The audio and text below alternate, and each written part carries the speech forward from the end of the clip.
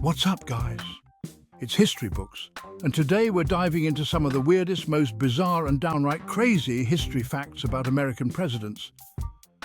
We're talking about the guys on the dollar bills, the ones with their faces carved into mountains but with a twist. Forget boring history lectures, we're uncovering the juicy, strange and unbelievable stuff they don't teach you in school. From strange pets to bizarre habits and downright shocking secrets, these guys weren't just running the country, they were running on some seriously weird energy. This is going to be one wild ride, so make sure to stick around because I guarantee you'll be shocked by what you hear. Let's get into it.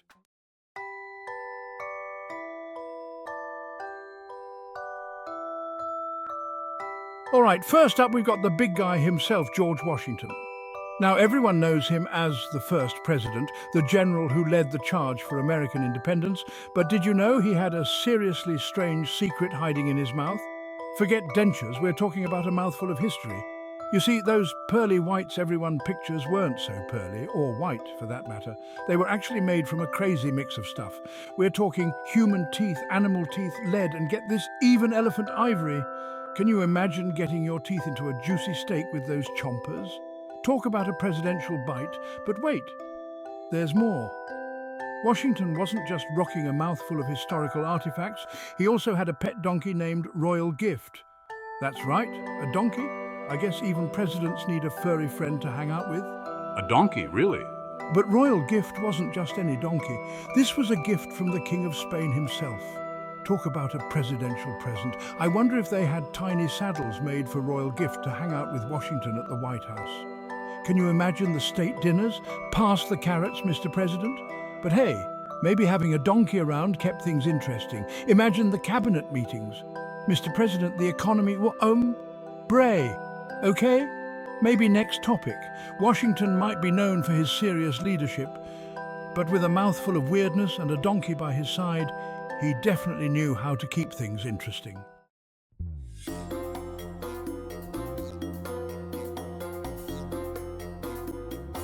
Next up, we've got Thomas Jefferson, the guy who wrote the Declaration of Independence. Brilliant mind, founding father, and obsessed with giant prehistoric elephants? Yep, you heard that right.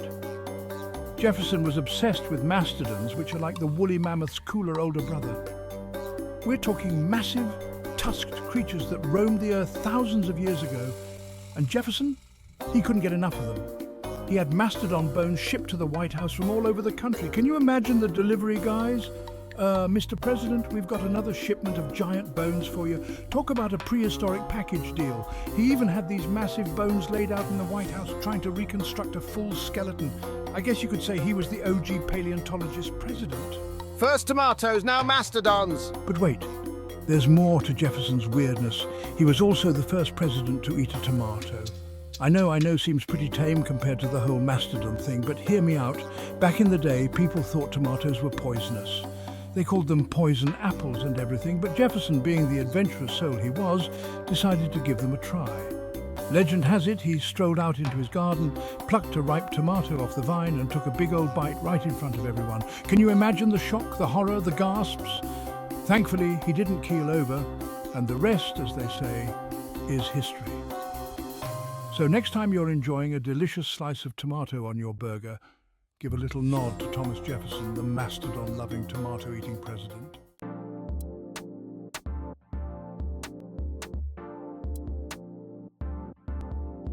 All right, guys, we all know presidents are supposed to be all serious and stuff, but John Quincy Adams? This guy was wild. We're talking skinny dipping in the Potomac River, in the buff, like it was nobody's business. Can you imagine seeing the President of the United States just casually swimming in the river, completely naked?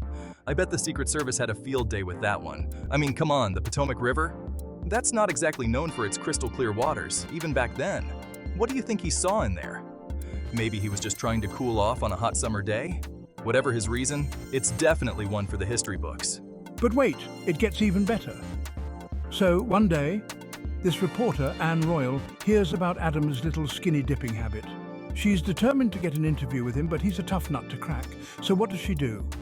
She waits for him to go for his daily dip, sneaks up to the riverbank and sits on his clothes. Can you imagine the audacity? This lady was not playing around. She's like, I'm not moving until I get my interview, Mr. President. Talk about going the extra mile for a story. And you know what? It worked.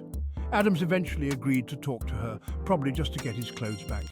This story is the perfect example of why you don't mess with determined reporters.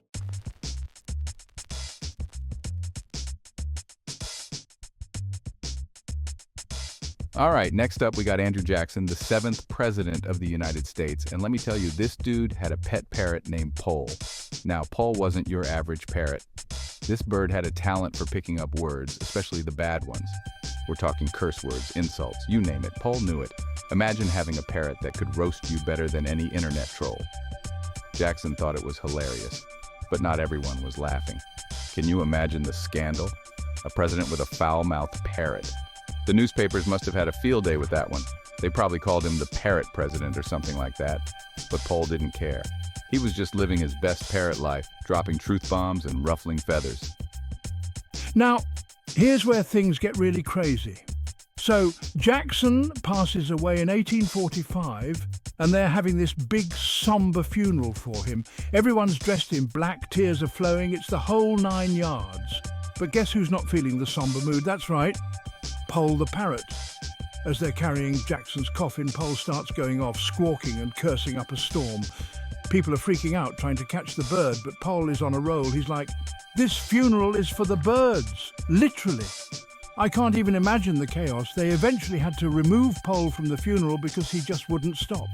Talk about going out with a bang. Pole the parrot, you were a legend.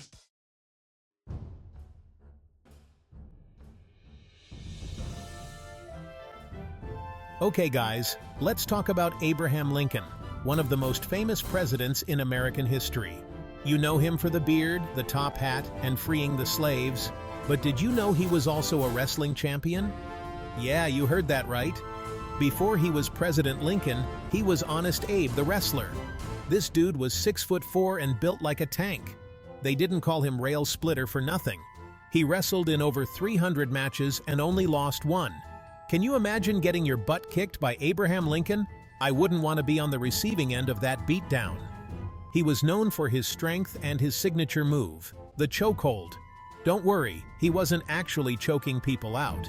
It was a different time back then, and wrestling was a lot rougher. But Lincoln wasn't just some brute force wrestler. He was actually known for his honesty and fair play, which earned him the nickname Honest Abe. He even once walked 3 miles to return money he'd overcharged a customer. See, that's the kind of guy Lincoln was. He believed in doing the right thing even when no one was watching. He brought that same sense of fairness and integrity to the White House. So, next time you see a picture of Abraham Lincoln, remember that's not just the face of a great president, that's the face of a wrestling champion. A man of the people, a man of honesty, and a man who could throw you down in a heartbeat. Who knows? Maybe if he were around today, we could get him in the ring with John Cena or The Rock. That would be a match for the ages.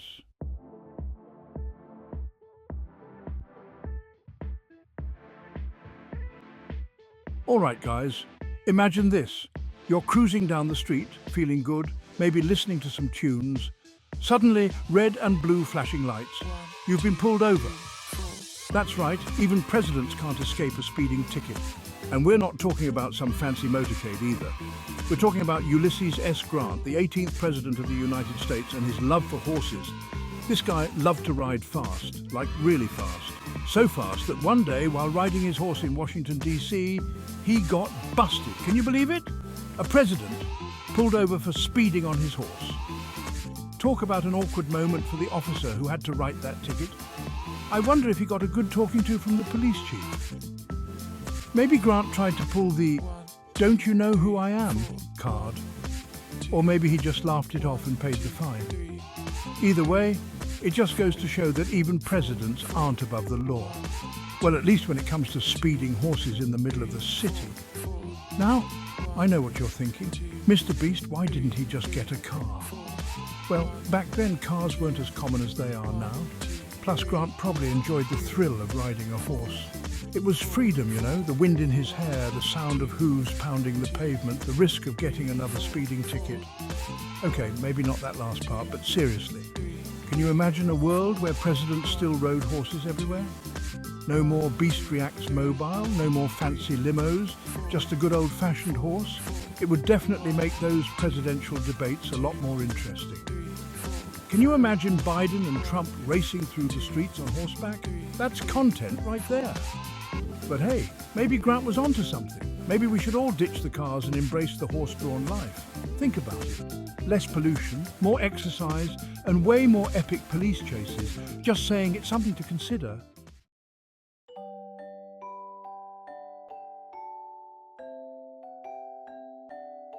All right, guys, we all know presidents have a lot of perks. The White House, Air Force One, the nuclear football, you know, the essentials.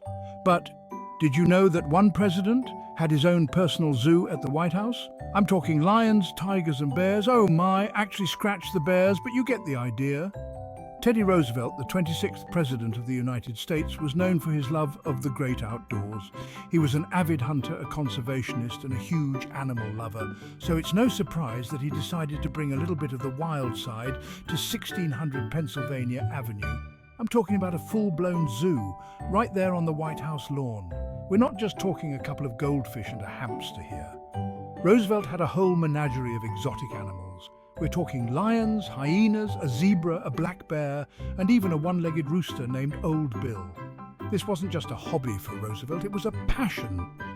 He loved spending time with his animals and showing them off to White House guests. Now, you might be wondering, didn't the neighbors complain? Well, maybe a little. I mean, having a lion as a neighbor can't be great for property values. But hey, when the president invites you over to meet his pet hyena, you don't exactly say no, do you? Plus, it's Teddy Roosevelt. The man was a legend. Just imagine the stories those White House walls could tell. Secret strategy sessions interrupted by a rogue monkey, state dinners with a lion cub as the guest of honor. The possibilities are endless. It definitely makes the White House seem a little less stuffy and a lot more fun. I wonder what the Secret Service thought about it all. I mean, they're used to protecting the president from humans, but what about a rogue badger or a grumpy bobcat? Talk about a dangerous job. One thing's for sure, life at the White House was never dull with Teddy Roosevelt in charge.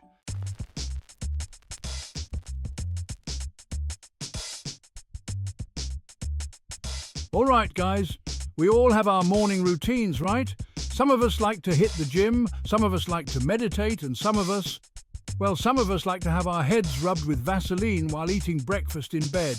Wait, what? You heard me right? I'm talking about Calvin Coolidge, the 30th President of the United States, and his very, unique morning ritual. Now, Coolidge was known for being a man of few words. He was nicknamed Silent Cal for a reason. But when it came to his morning routine, he had some very specific requests. Every morning, he would have breakfast in bed while his aides rubbed Vaseline on his head. Yes, you heard that right, Vaseline. I know it sounds bizarre, but apparently Coolidge believed it was good for his scalp. Hey, whatever floats your boat, right? Or in this case, whatever lubricates your scalp. Maybe he was onto something. Maybe Vaseline is the secret to a long and happy life. Or maybe it's just plain weird. But wait, there's more. As if the Vaseline thing wasn't strange enough, Coolidge also had a pet raccoon named Rebecca. And not just any raccoon, this raccoon had the run of the White House. She even had her own birthday party, complete with a tiny cake and a special guest list. Can you imagine the chaos? A raccoon running wild in the White House. I'm picturing shredded documents, stolen snacks, and a whole lot of surprise diplomats. I bet the cleaning staff loved that. But hey, who am I to judge? Maybe Rebecca was a really well-behaved raccoon. Or maybe Coolidge was just really good at hiding the damage. Either way, you got to give the guy props for his, shall we say, eccentric personality. He may have been Silent Cal, but his morning routine and his choice of pets definitely spoke volumes. Just another reminder that behind every president is a human being, albeit a human being with very specific scalp moisturizing needs and a penchant for raccoons.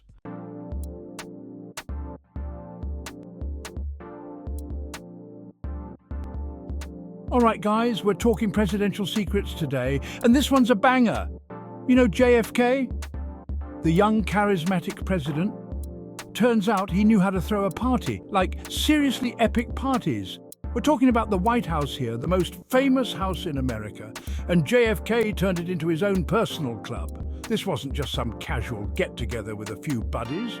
We're talking full-on bashes with celebrities, musicians, you name it.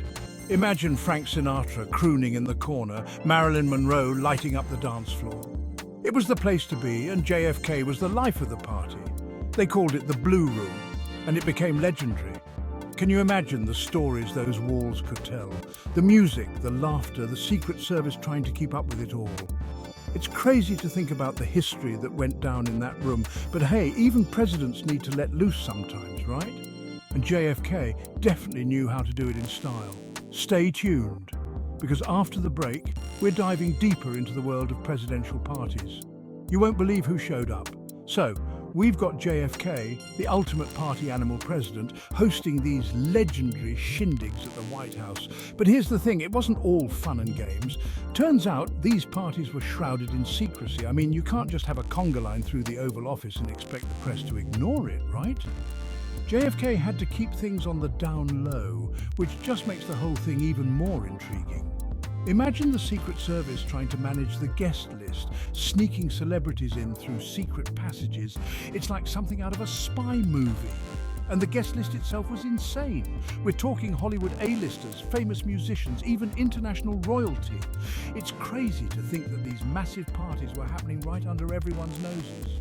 Talk about living a double life. But hey, what happens in the Blue Room stays in the Blue Room, right? I guess even presidents deserve a little privacy, even if it involves disco balls and champagne fountains.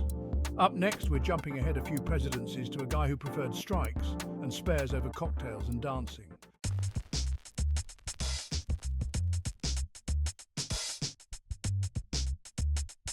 All right, we're back with more presidential weirdness, and this time we're hanging out with Richard Nixon. Now, Nixon's known for a lot of things, but being a party animal isn't one of them. This is a guy who preferred bowling to dancing, and let me tell you, the man was obsessed. Nixon loved it so much that he had a one-lane bowling alley installed in the White House. And get this, the guy wasn't even good at it. Like seriously, he was known for throwing gutter balls left and right. Nixon was determined to master the lanes, even if it meant practicing between meetings with foreign dignitaries.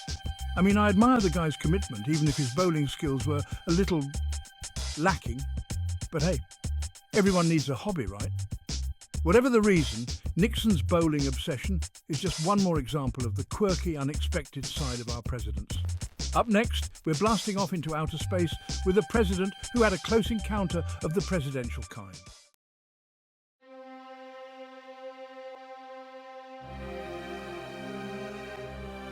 All right, guys, we're moving into some seriously strange territory with President Jimmy Carter. We all know presidents have a lot on their plate, right? Running the country, making big decisions, the whole shebang. But imagine dealing with all that and having to report a UFO sighting. You heard that right? Back in 1969, before he was even president, Jimmy Carter reported seeing a UFO. He was with a group of people in Leary, Georgia, when a weird object appeared in the sky. It was bright, it was changing colours, and it definitely wasn't your average plane or weather balloon. Carter, being the stand-up guy he is, actually filed an official report about the sighting. He described the object as very bright and almost unnatural, and said it was the darndest thing he'd ever seen. Can you imagine the look on the faces of the people he handed that report to? Talk about an awkward conversation starter. This wasn't just some quick glance either. Carter and the others watched the UFO for about 10 minutes before it just vanished. Now, I'm not saying it was aliens, but it was aliens. Okay, maybe not, but it's definitely a wild story. The craziest part is that Carter's UFO sighting isn't some crazy conspiracy theory. It's a matter of public record. You can actually find his official report online. He even talked about it on the campaign trail years later. Now, Carter never went full-on X-Files and claimed it was definitely aliens. He just said it was a UFO, an unidentified flying object. And hey, he's not alone. Plenty of people have reported seeing strange things in the sky. But when the President of the United States says he saw a UFO, you know it's got to be a big deal. It makes you wonder, right? What if there's more to this story than we know? Maybe there's a whole secret government file on UFO sightings, hidden away in some vault somewhere. Maybe Carter knows more than he's letting on. Okay, I'm getting carried away, but seriously, Jimmy Carter seeing a UFO, that's one for the history books. Who knew the peanut farmer president was also a bit of a UFO enthusiast?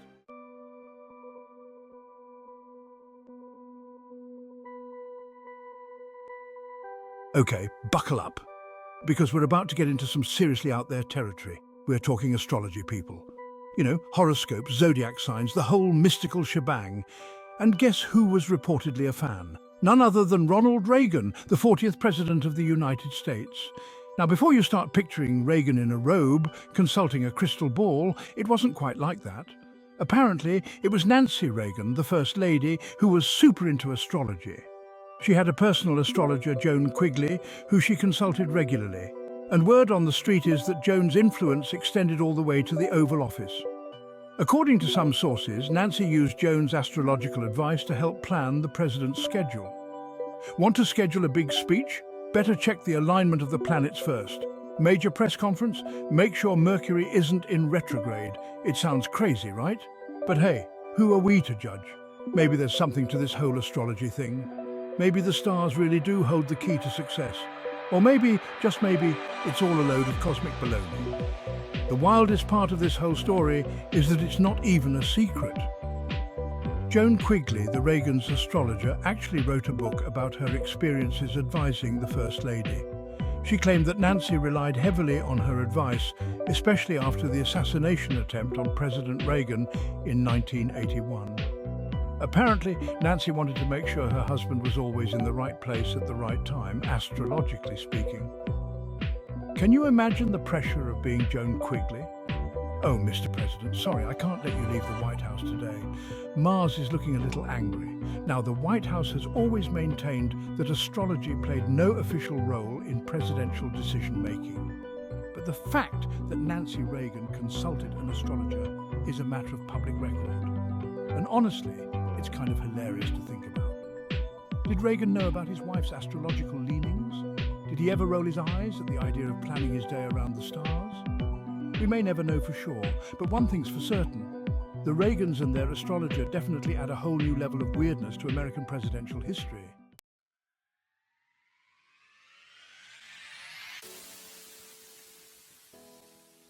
And there you have it. 30 minutes of the weirdest and most bizarre facts about American presidents. Who knew the people running our country could be so strange? From wooden teeth to UFO sightings, secret bowling alleys to astrological advisors, we've covered it all. I hope you guys enjoyed this wild ride through presidential history. Make sure you hit that like button, subscribe to the channel if you haven't already, and let me know in the comments which fact you thought was the craziest. Until next time, stay curious, stay weird, and keep exploring the strange side of history. Peace out!